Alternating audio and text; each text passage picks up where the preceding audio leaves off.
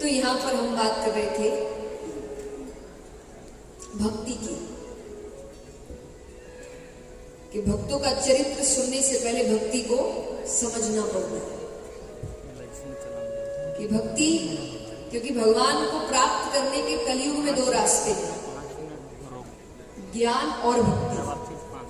ज्ञान है जब आप वेद उपनिषदों का ज्ञान ग्रहण करते हैं, उससे भगवान को प्राप्त करते हैं। और भक्ति है समर्पण, जब आप पूर्ण रूप से भगवान पर समर्पित हो जाते हैं, जैसे अर्जुन हुए। अच्छा, समर्पण को लेकर भी लोगों के मन में दो उदाहरण होते हैं। सनातन धर्म में समर्पण का अर्थ ये नहीं होता कि आप आंख बंद करके किसी पर विश्वास कर रहे हैं।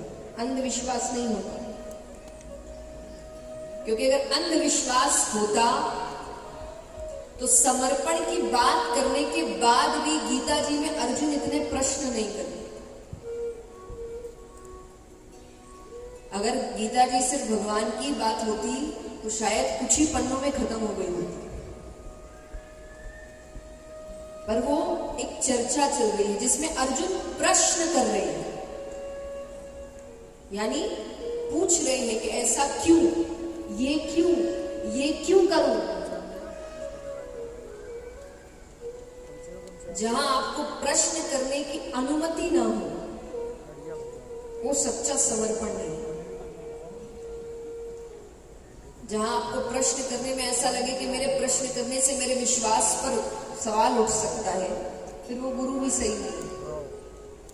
क्योंकि अर्जुन ने ये जानते हुए, चलिए अब हम सांसारिक जीवन में भी गुरु बनाए तो सभी इंसान हैं, पर अर्जुन तो जानते हुए सामने कौन खड़ा है, परम पिता परमेश्वर भगवान है, उसके बावजूद उन्होंने इतने प्रश्न।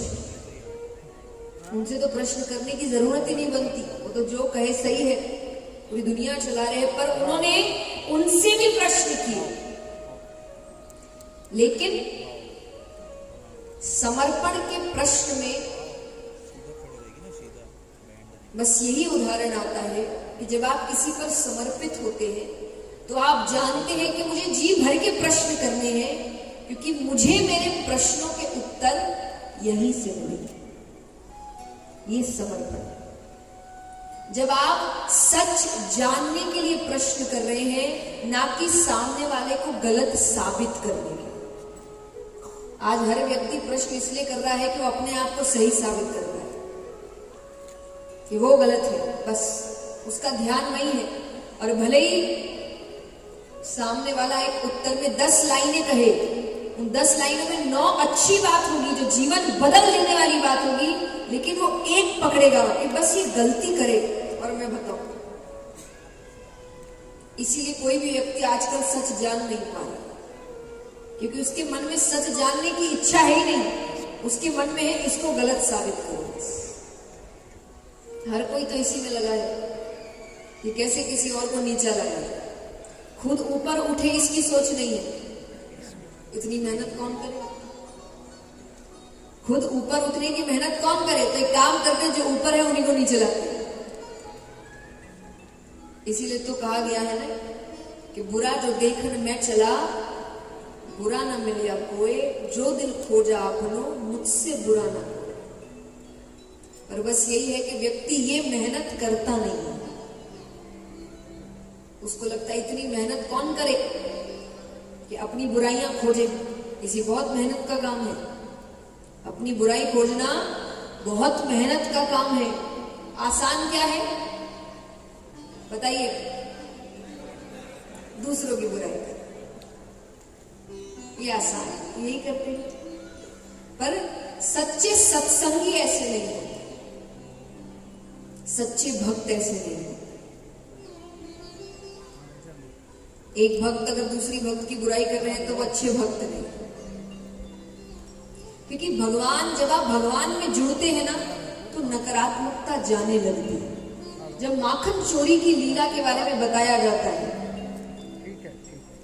तो लोगों को लगता है कि भगवान माखन चुराने जाते थे। भगवान क्यों माखन चुराने जाएंगे? एक बात बताइए, अगर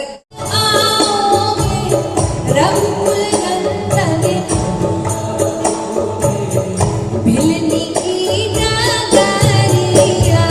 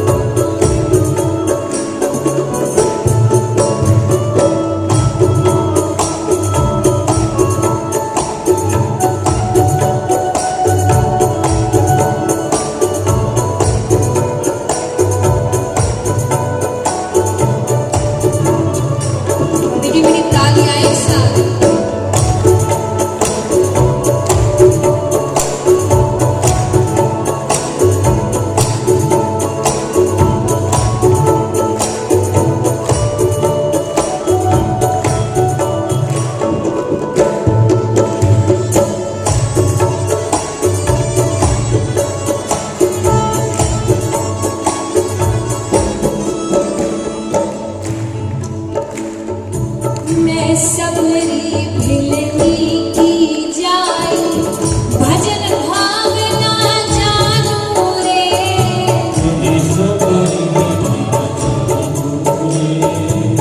राम तेरे दर्शन के हित में वन में जीवन पालू रे,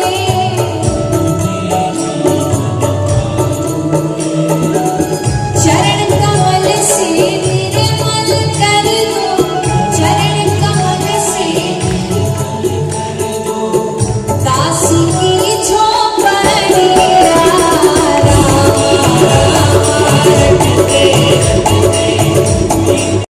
LIC, जिंदगी के साथ भी, जिंदगी के बाद भी।